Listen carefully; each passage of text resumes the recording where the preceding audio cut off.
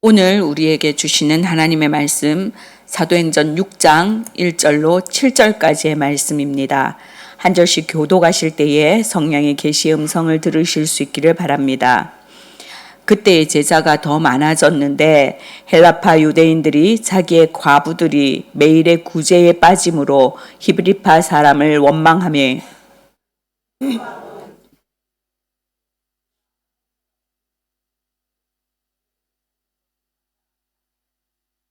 형제들아, 너희 가운데에서 성령과 지혜가 충만하여 칭찬받는 사람 7을 택하라.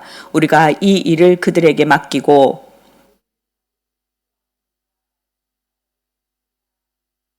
온 무리가 이 말을 기뻐하여 믿음과 성령이 충만한 사람 스데반과 또 빌립과 브로고로와 니가노르와 디몬과 바메나와 유대교에 입교한 안디옥 사람 니골라를 택하여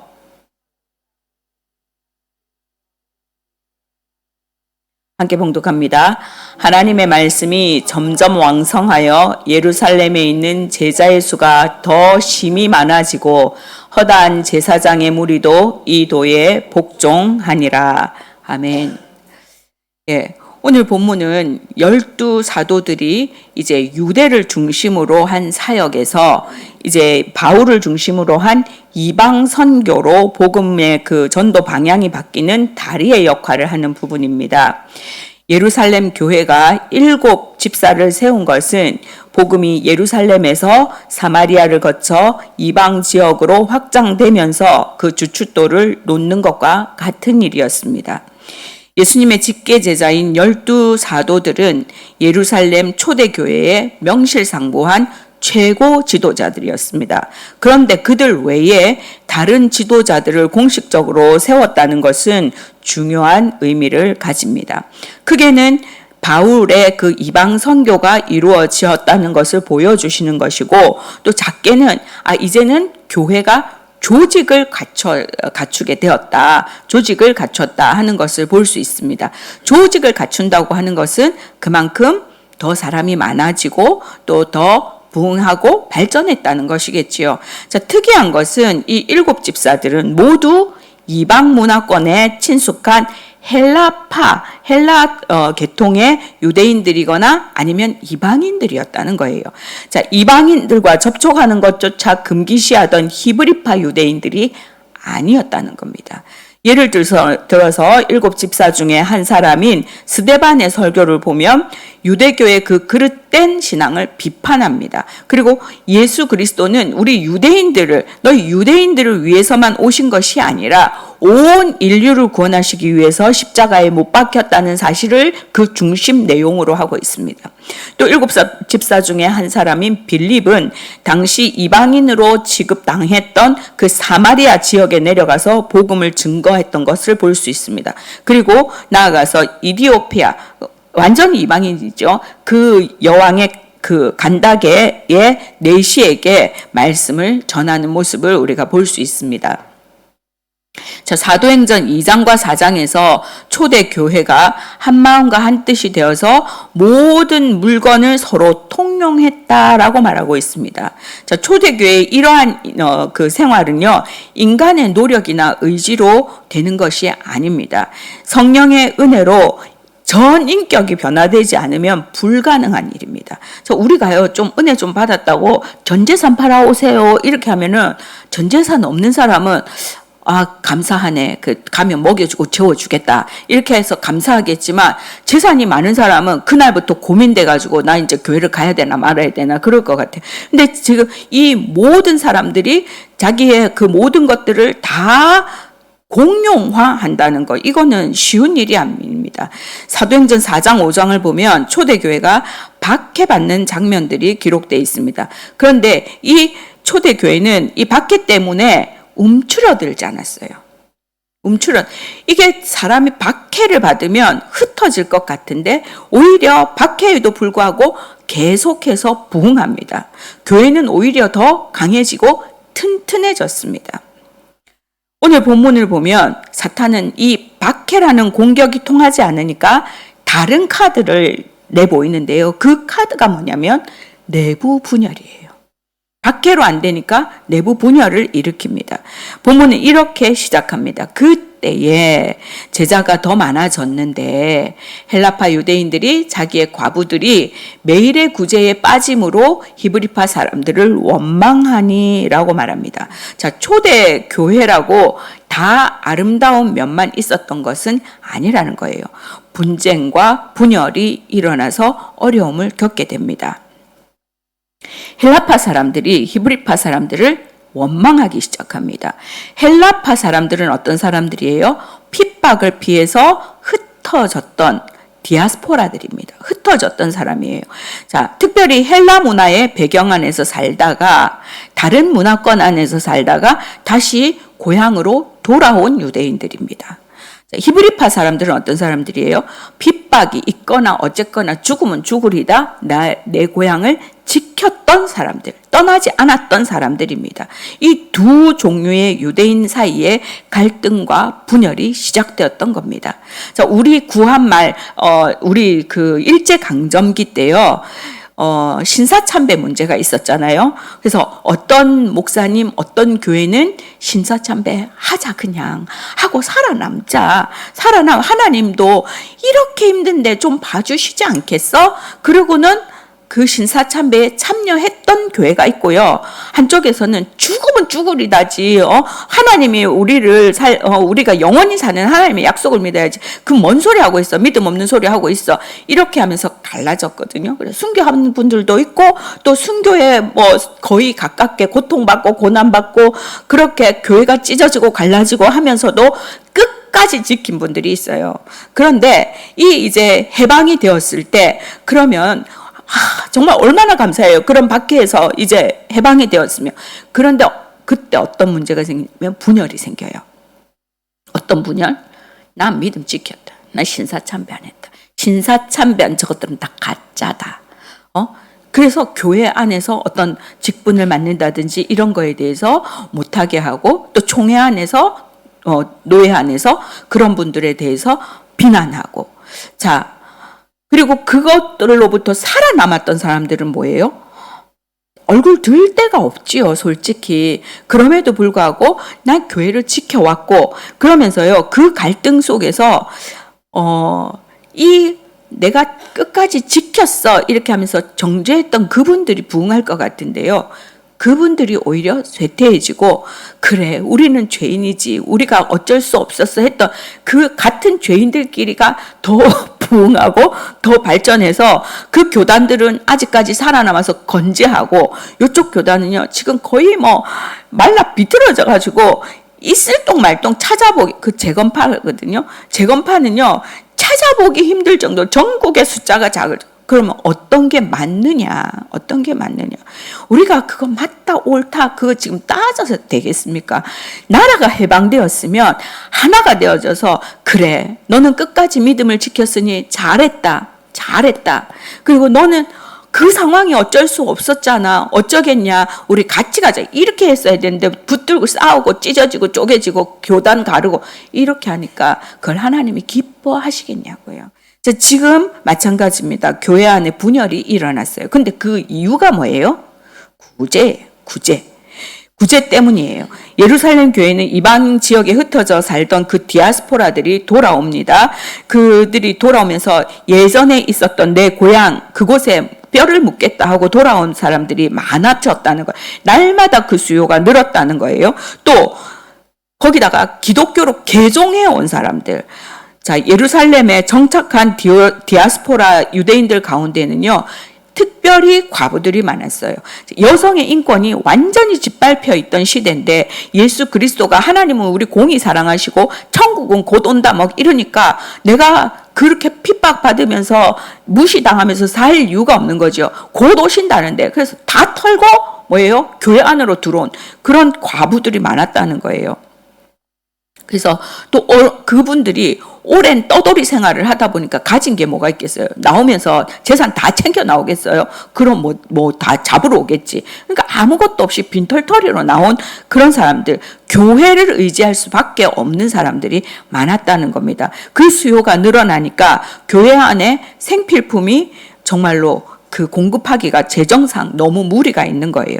이런 상황에서 헬라파 유대인들은 그 히브리파 유대인들을 원망하는 거예요. 왜? 히브리파들은 내가 지키고 있던 내 고향, 내 땅이니까 나는 먹고 내 생활에 기반이 있는 거잖아요. 그러니까 좀 더 가진 사람들이 많겠죠. 그러니까 이들이 헬라파 사람들을 구제해야 되는데 그 구제품이나 또는 헌물이 들어오면 그래도 뭐예요?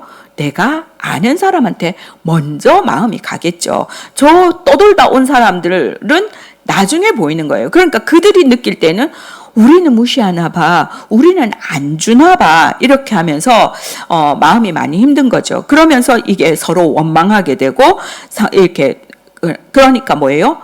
우리 효과적으로 하자, 이거 좋은 일 하자고 이렇게 하는 건데 효과적으로 하자. 그러면서 이 헬라파 유대인들 가운데, 왜? 히브리파 유대인들 때문에 불평불만이 많으니까 그럼 너희 중에 사람을 세워서 너희에게 공평하게 하면 문제가 없겠지 하고 헬라파 사람 중에서 7 집사를 세우는 겁니다. 사람을 세우는 거 누가 하시는 거예요?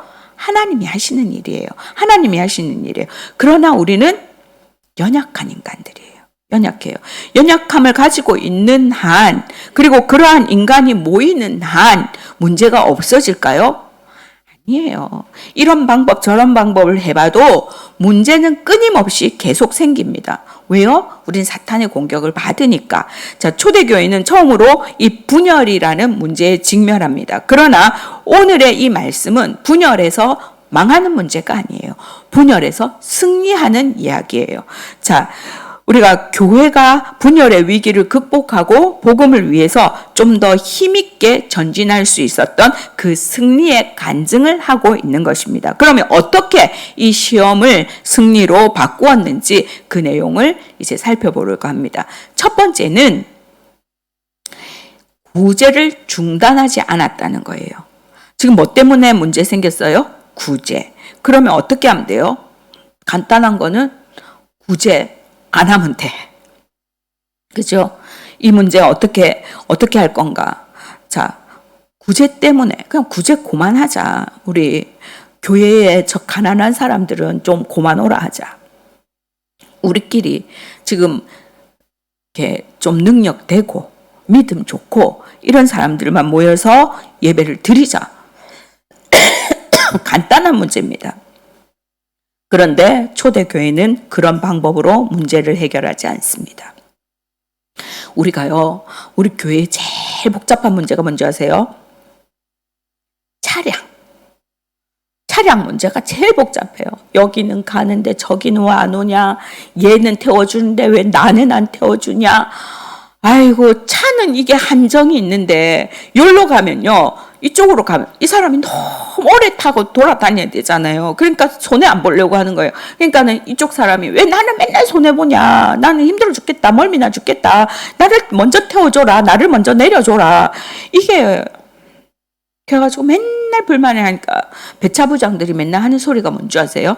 이렇고 저렇고 이래 하다가 결론은 항상 있잖아요. 배차부장이 바뀔 때마다 저한테 하는 결론이 뭐냐면, 목사님 차를 없애버려야 되겠어요. 결론이 항상 똑같아요. 말 한참 하다가 목사님 차를 없애버려야 되겠어요. 그러면 저도요, 맞아요. 그러면 차가 문제예요. 맞아요. 차가 문제예요. 그런데 차가 없으면 어떻게 하겠어요? 차 없으면 또 없는 대로 살겠지. 그렇지만 그게 해결하는 문제가 아니에요. 제일 쉬운 방법은 그래요. 없애버리면 돼요. 근데 그 쉬운 방법이 항상 옳은 것은 또 아니에요. 교회가 안 되면 다 집어치워버려. 이러면 뭐를 할 수 있겠어요? 다 어려워. 중고등부는 이래서 어렵고 유치부는 이래서 어렵고, 그러면 또 다 때려치워야 돼. 그럼 교회학교 안 해야 돼요. 그러면 나 이래서 사표 내고 저래서 사표 내고 이건 이래서 안 하고, 그러면은 교회는 또 찬양팀은 이래서 힘들고 뭐는 이래서 힘들고 안 해야 돼. 그러면 교회 안 모여야 돼. 그죠? 집에서 각자 이제 유튜브도 잘 나와. 자기가 은혜 되는데 잘 찾아가지고 또 찬양 이런 것도 다 지우 이렇게 앞으로 당기고 딱 말씀만 듣잖아요. 그럼 은혜가 될 것 같죠? 그럼 문제가 해결될 것 같죠? 그게 문제 해결이 아니라는 거예요. 그거는 해결이 아니고 포기예요. 포기. 교회가 구제를 통해서 마땅히 해야 할 일이라면 그 사역이 아무리 어려워도 해야 돼요. 교회 차량이 필요하다면 아무리 어려워도 해야 돼요. 자, 교회가 구제나 차량이나 반드시 필요한 것은 아닙니다. 그것이 꼭 있어야만 되는 것은 아닙니다. 그러나 그것이 필요하다고 하면, 아니 그리고 그것이 중요하다고 하면 사실상 이게요, 문제가 일하지 않으면 문제 없는 것 같아요. 그런데 일하지 않는 사람은 문제 없는 게 맞지만 그곳에서는 하나님의 일하심도 없다는 것을 우리가 기억해야 됩니다. 초대교회의 그 아름다운 모습은 교회의 구제를 중단함으로 문제를 해결하지 않았다는 거예요. 계속해서 그 일들을 해 나갔다는 거예요. 두 번째로 시험을 승리로 바꾼 그 비결 두 번째는요, 누구 책임인지 따지지 않았다는 거예요. 이 문제에 관해서 누가 책임이 있냐? 누가 이거 똑바로 안 나눠줬냐? 그렇게 하지 않았어요. 그건 가장 소극적이고 부정적인 방법이에요. 오늘 교회에서도 지금 오늘 이 본문에서도 그런 흔적이 보이지 않아요. 원망하거나 따지거나 누구 책임이거나 묻지 않아요. 근데 우리는 가끔 보면요, 종종 책임 추궁할 때가 있어요. 그럴 때마다 사람들은 저마다 자기를 방어하죠. 이거 누구 책임이에요? 왜 이렇게 됐어요? 상대방을 공격하면, 자, 가장 좋은 수비는 뭐예요? 공격이에요. 가장 좋은, 내가 누군가를 공격했을 때, 그런가? 나 때문인가? 이 교회 왜 부흥 안 해요? 우리 교회는 왜 이렇게 빈자리가 많아요? 어느 교회는 요새 부흥한다는데 왜 우리 교회는 부흥 안 해요? 어느 교회에서 사람들이 우웅 나가갖고 어느 교회로 쑥 다 갔다는데 왜 우리 교회는 한 놈도 안 와요? 그 누구 책임이에요? 목사님 책임이에요. 목사님 말씀 때문에 그렇잖아요. 목사님이 말씀을 제대로 못 전하고 목사님 이 자리에 없고 막 부목사 제대로 할 줄도 모르는 거죠. 세워가지고 그렇잖아요. 장로들이 똑바로 못하니까 그렇잖아요. 장로들이 기도도 많이 안 하고 장로들이 뭐 알지도 못하고 그러니까 그렇잖아요. 서로 장로는 뭐 했냐, 목사는 뭐 했냐, 교사들은 또 뭐 했냐, 셀리더들 세워놓은 거 뭐 아니, 전도부는 뭐 했냐. 이렇게 교회가 이렇게 되면요, 망조가 되는 거예요. 망조가 되는 거예요. 서로 원망하면, 서로 공격하면 교회가 부흥하는 게 아니고요, 더 큰 소란만 일어납니다. 책임 전가는 사탄의 역사입니다. 철저하게 기억하셔야 돼요. 이건 절대적으로 기억하셔야 돼요. 아, 내가 누가 원망이 되거든. 아, 사탄이 내 속에서 또 공작을 하고 있구나. 원망하고 불평하고 책임 전가하는 건 사탄이 하는 일이에요. 에덴 동산에 사탄이 역사할 때 그 처음 사람들 아담과 하와가 어떻게 했어요? 책임 전가했어요. 하와는 뱀 때문이라고. 아담은 뭐라고 그래요? 하나님이 나한테 만들어주신 저 여자 때문이라고. 그러나 성령이 역사하시는 현장에서는요, 어떤 고백이 터질까요? 저 때문입니다. 맞습니다. 제가 잘못해서 그래요. 제가 똑바로 지키지 못했고, 제가 말씀을 제대로 전하지 못해서 그래요. 저 때문입니다. 제가 목사님을 많이 못 도와드려서 그렇습니다. 저 때문입니다. 내가 어떻게 하면 좋을까요? 이것이 성령이 역사하시는 현장입니다. 성령이 역사하시는 현장에서는 못한 일을 보고도 저 때문입니다. 잘된 일은 뭐예요? 당신 덕분입니다. 이게 가능해지는 거예요. 우리 가정에서도요, 당신 덕분에 우리가 살아요. 이렇게 하는데 어떤 남편이 딴짓거리 하겠어요? 당신 덕분에 내가 나가서 일할 수 있어요. 이렇게 하는데 어떻게 또 이것이 서로가 덕분이 되어지면 은혜가 되는데요. 너 때문에 이렇게 됐잖아. 이런데 뭐가 행복하겠어요? 뭐가 행복하겠어요? 항상 기억하셔야 돼요. 나 때문이고 당신 덕분이고. 그래서 우리가 어떤 말들을 많이 하는가? 덕분이라는 것이 많으면 감사가 많아져요. 감사가 많아지면 행복해요. 행복하면 어떤 고난이 있고 어떤 풍파가 있어도 이길 힘이 있어요.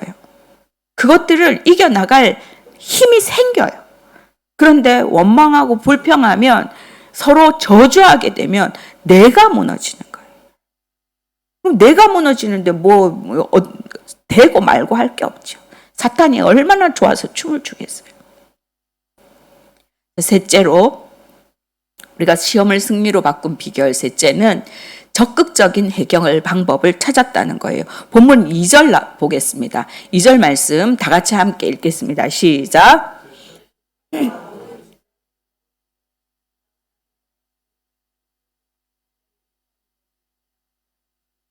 예, 그들은 교회의 모든 문제를 공개적으로 다뤘어요. 모든 제자를 불러놓고 말했다는 거예요. 자, 우리가 어떤 문제를 다룰 때에 몇 사람끼리만 사적으로 여기에 문제가 돼요. 몇 사람끼리만 사부작 하니까 거기서 추측이 나오고 또 잘못된 소문이 만들어지고 그렇게 할 확률이 높습니다. 교회에서 모든 문제가요, 이 목소리 큰 몇 사람한테 있는 것 같지만 알고 보면 구석에 모여서 소근소근 거리는 거기에 문제가 더 큰 것을 우리가 알 수 있습니다. 방송국이 많다니까. 이게 사부작 거리면서 이게 타고 가면서 자꾸 부풀고 좋은 말이 부풀까요? 좋은 말은요 가다가 꺼져버려요. 내가 좋은 말 들었잖아요. 그러면 그걸 전달할 것 같으세요? 그런가 봐. 배가 또 아프다니까. 이게 사람의 그 속 사람이요. 그 모양 그 꼴이에요. 별반 다르지 않아 서로 간에. 좋은 것들은 배 아파가지고 요 좀 가다가 줄어들고 소멸돼. 근데 나쁜 말은 뭐예요? 아주 그냥 부풀기를 사부작거리지 않았어요. 초대교회는 다 같이 모여서 의논합니다. 모든 사람이 함께 모여 지혜를 모았고 좀 더 적극적이고 창조적인 방법을 모색합니다.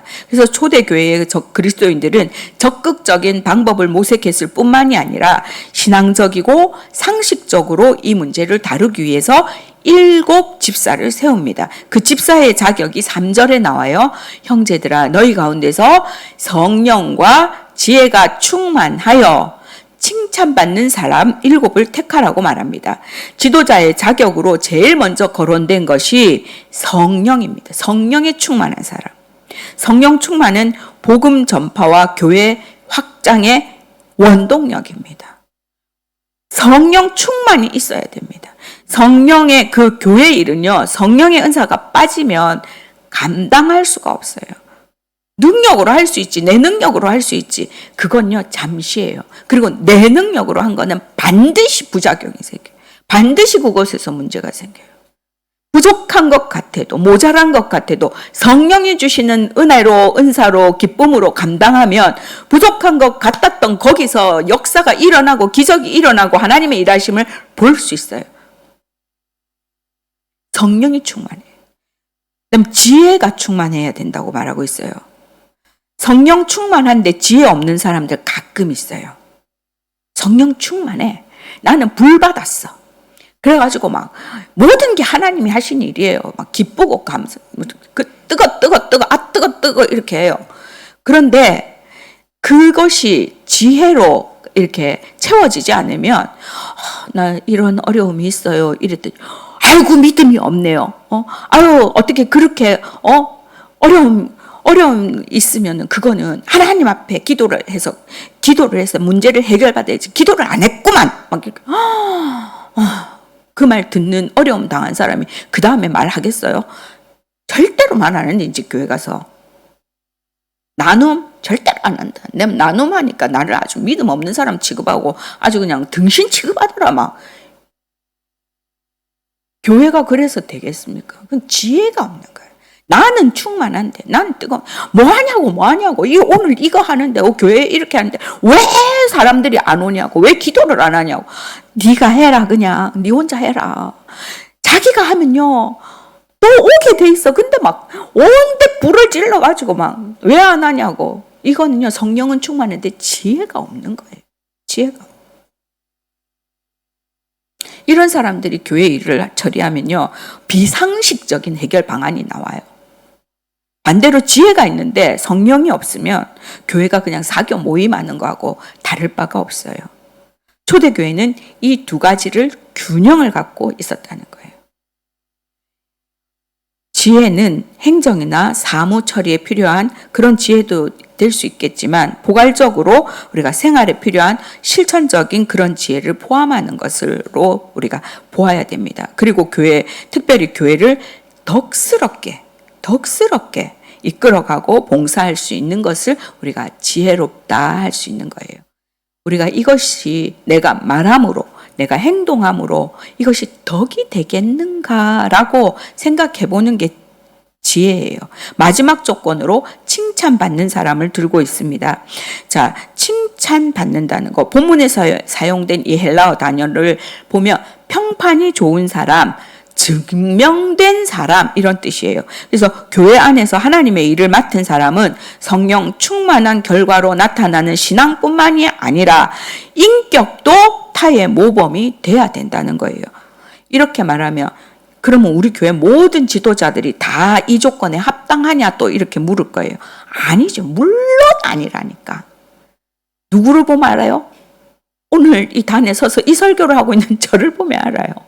뭐 그렇게 인격적으로 훌륭한가? 그렇지 않아요. 저 날마다 전전긍긍해요. 날마다 사고투성이에요. 왜?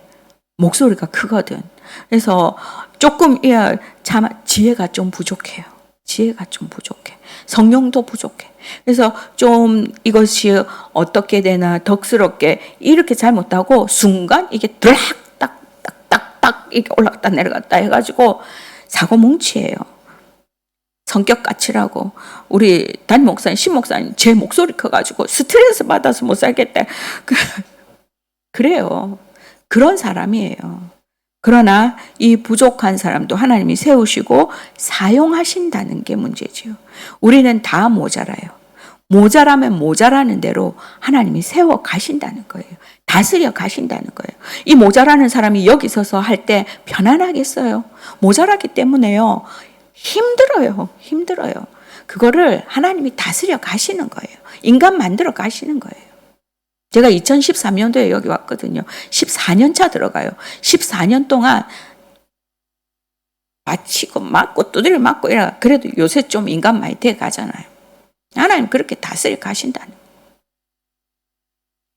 그러니까 세워진 사람은 최선을 다해서 사명을 감당하도록 해야 됩니다. 내 모양이 요 모양 요 꼴로 생긴데 어쩌란 말이야. 이거는 지도자의 모습이 아니에요.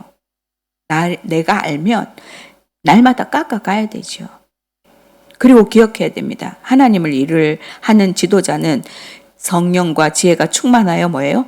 칭찬 듣는 사람이더라. 그래서 칭찬 들을 수 있도록 달려가야 되는 거예요. 노력해야 되는 거예요. 바꿔가야 되는 거예요. 넷째로 시험을 승리로 바꾼 비결은 사역의 우선순위를 정했다는 거예요. 초대교회의 사람들은 먼저 해야 할 일들을 무엇인지를 잘 정했다는 겁니다. 그래서 구제사역을 효과적으로 계속해야 한다는 것을 알았지만 우선 그 일보다 먼저 관심 가져야 할 중요한 사항이 뭔지를 토의했습니다. 여기서 평신도 지도자들과 또 목회자들이 기본적으로 사역의 방향을 정하고 제시합니다. 평신도 지도자들이 교회 안에 그 사무와 행정을 맡아서 담당했다면 목회자들은 기도하고 말씀 전하는 일을 전념합니다. 자, 예수님은 마가복음 16장에서 사도들에게 말씀 전하는 사명과 함께 기도할 것을 말씀하시면서 기도의 모형을 제시해 주셨지요. 자, 목회자들이 칭찬받는 것 뭐예요? 하나님 말씀 제대로 전하는 거죠. 하나님 말씀 제대로 전하는 것보다 더 칭찬받을 일이 어디 있겠어요? 그러면 그 하나님 말씀 제대로 전하려면 뭐 해야 되게요? 공부해야 돼요. 처음부터 잘난 사람이 어디 있어요? 기대하지 마세요. 처음부터 다 갖추지 않았어요. 처음부터 기대하지 마세요. 만들어져 가는 거예요. 공부해서 채워야 되는 거예요. 목회자들이 칭찬받으려면 뭐 해야 되겠어요? 교인들을 사랑하고 축복해야 돼요. 교인들을 사랑하고 축복해야 돼요. 근데요, 목회자도 사람이에요. 와서 자꾸만 괴롭혀. 뭐 하는 것마다 뭐라 해. 머리 자르면 잘랐다고 뭐라 하고, 묶으면 묶었다고 뭐라 하고, 올리면 올렸다고 뭐라 하고, 치마 입으면 치마 입었다고 뭐라 하고, 앉으면 앉는다고 뭐라 하고, 들어가면 들어간다고 뭐라 하고. 그런데 어떻게 축복하겠어요? 어떻게 사랑하겠어요? 좀 사랑하고 축복할 수 있게 도와주세요. 목회자가요, 칭찬받으려면요, 잘못된 것 잘못됐다고 말할 수 있어야 돼요. 잘못된 것 잘못됐다고, 그렇게 하면 안 된다고, 하나님이 싫어하시는 것이라고 말할 수 있어야 돼요. 그런데 그 권위가 없으면요, 영적 권위가 없으면 못해요. 그럼 막 네가 뭔데 막 이래가지고 네가 나가라 막. 교회 요새 목사 쫓아내는 교회가 아주 유행이다, 유행. 끄떡하면 이제 돈이 많아가지고 막 끄떡하면 쪼개갖고 여기 가서 개척한다고 막 자기 개척해갖고 목사님 어디 가서 좋은 목사님 이러면서. 좋은 목사가 어떤 목사예요? 자기 말 잘 듣는 목사가 좋은 목사예요. 그런 사람 데리다가 막 쪼물락거리고 오물락거리고 그래가 또 말 안 들으면 또 쫓아내버리고. 잘못된 것 잘못됐다고 말할 수 있게 목사님의 권위를 세워주셔야 됩니다. 그리고 목회자가 목회자로 칭찬받는 사람이 되려면 성령과 지혜가 반드시 필요하죠. 그리고 평신도 지도자들의 도움이 반드시 필요합니다. 여러분이 성령과 지혜가 충만해서 칭찬받는 분들로 서시면 목회자도 그렇게 할 수밖에 없어요. 본문 7절입니다. 하나님의 말씀이 점점 왕성하여. 하나님의 말씀이, 이것이 중요한 거예요. 말씀이 왕성해야지 뭐 교회가 부흥하든지 어쩌든지 하는 거죠. 예루살렘에 있는 제자의 수가 심히 많아지고 허다한 제사장의 무리도 이 도에 복종하니라. 제사장은 뭐예요? 유대교인들이에요. 그들이 하나님의 말씀이 왕성해지니까 그들이 복종하는 겁니다. 자, 2026년 우리 교회 창립 때보다 어떻게 보면 더 중요한 해입니다. 이제 다음 주 되면 박종민 목사님이 입국을 하게 됩니다. 그리고 신조 목사님이 또 원치 않게 또 아프셔서 한 달 더 이렇게 한국에 머무시게 되고, 그러면서 이제 3월 동안에 박종민 목사님이 먼저 일을 하시게 됩니다. 한 주 지나고 2주 지나면 분명히 기대했는데 어쩌니 저쩌니, 기대보다 좋네 마네, 어떻게 해야 될까요? 그건 누가 하는 걸까요? 사탄이 하는 겁니다. 우리의 해야 할 일은 박정민 목사님이 잘 서시도록 기도하고 그분이 권위가 서도록 함께, 그리고 이제 신주원 목사님은 다 끝났다 빠이빠이, 이거는요 교회가 덕스럽지 못한 거예요. 목사님의 여기까지 해온 그 정말 지켜온 그 은혜, 그것들을 함께 감사하면서 우리 목사님 잘 모시고 잘 대접하고 그것이 잘 이루어지게 서로 간에 잘 전해주고 잘 이어받고 했던 것들, 좋은 것들을 세워가고, 다 좋은 것이 아닐 수도 있고 내가 보기에 이럴 수도 있고 바꿔갈 수도 있고, 바꾸지 마라 우리 그동안 해온 게 편하다가 아니고 이렇게도 해보고 저렇게도 해볼 수도 있고, 아니 이것이 좋습니다 갈 수도 있고, 그 하나님이 이끄시는 대로. 그래서 잘된 거는 뭐예요? 목사님 덕분입니다. 못된 건 뭐예요? 나 때문에 그렇습니다. 내가 열심히 안 해서 그렇습니다.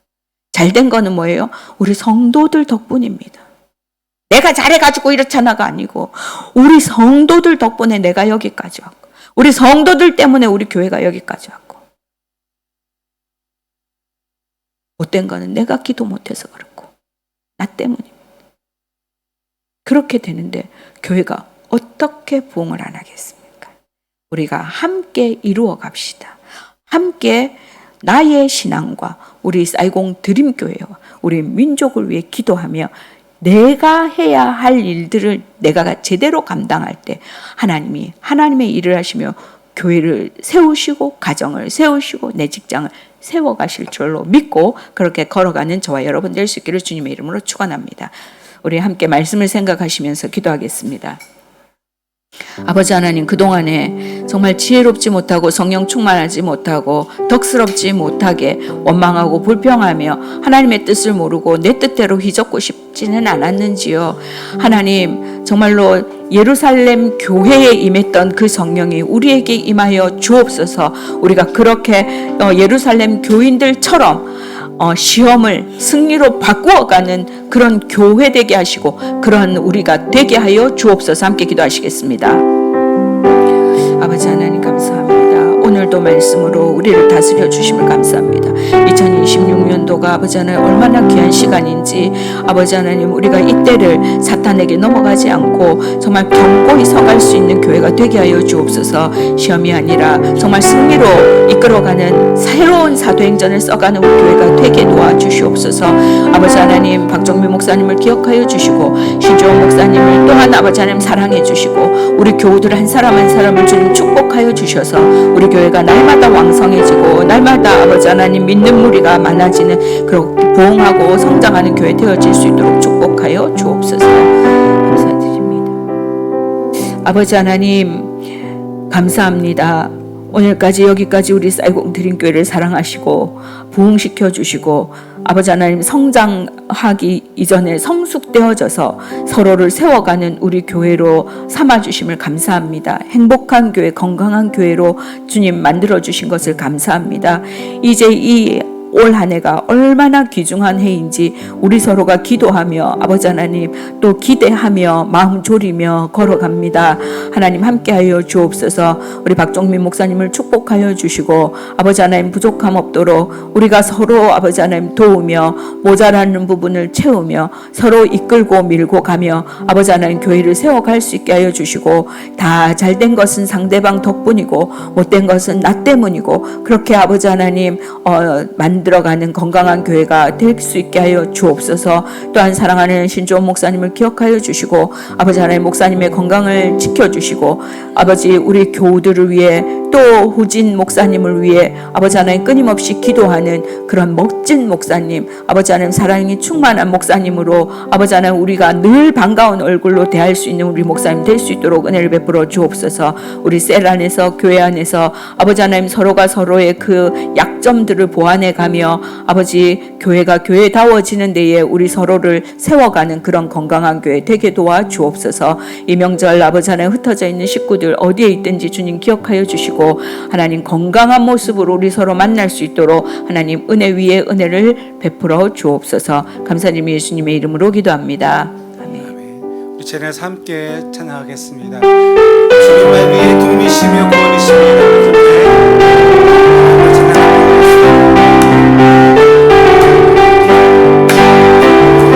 주를 찾는 모든 자들이 정말 미안함 기뻐하고 즐거워하게 하시며 주의 구원을 사랑하는 자들이 상관하기를 하나님은 위대하시다 아뢰하소서. 주를 찾는 모든 자들이 정말 미안함 기뻐하고 즐거워하게 하시며 주의 구원을 사랑하는 자들이 상관하기를 하나님은 위대하시다 아뢰하소서.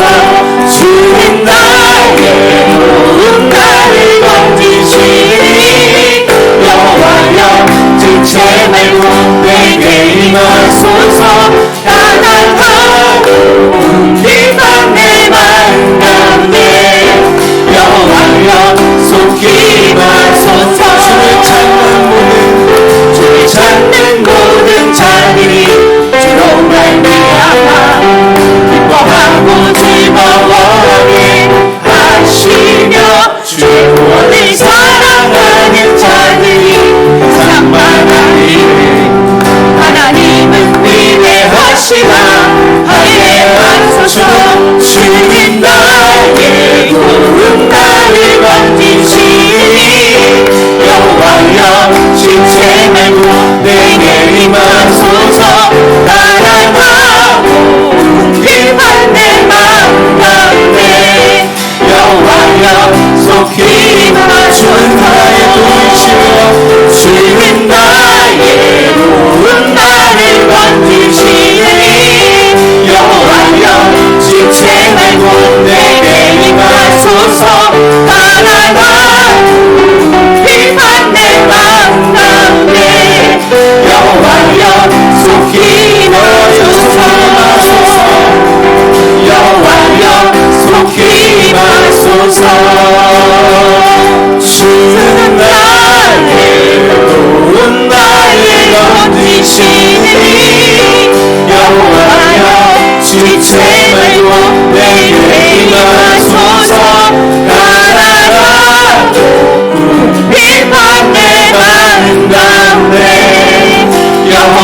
여호와여 속히 임하소서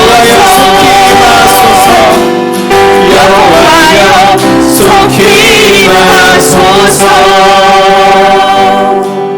주 예수 그리스도의 은혜와 하나님의 사랑과 성령의 교통하심이 성령으로 충만하여 정말로 허다한 무리들이 이곳에 우리 교회에 정말로 죽은 영혼이 함께 모여 살아나는 그 역사를 경험하며 그 기적의 주인공이 되기를, 그래서 나 한 사람이 정말 주님의 뜻 가운데 성령 충만하고 지혜 충만한 사람으로 그렇게 교회를 섬기며 세워가기를 다짐하는 모든 식구들과 그 가정 위에, 우리 조국과 민족 위에 이제로부터 영원토록 함께 하시기를 축원하옵나이다.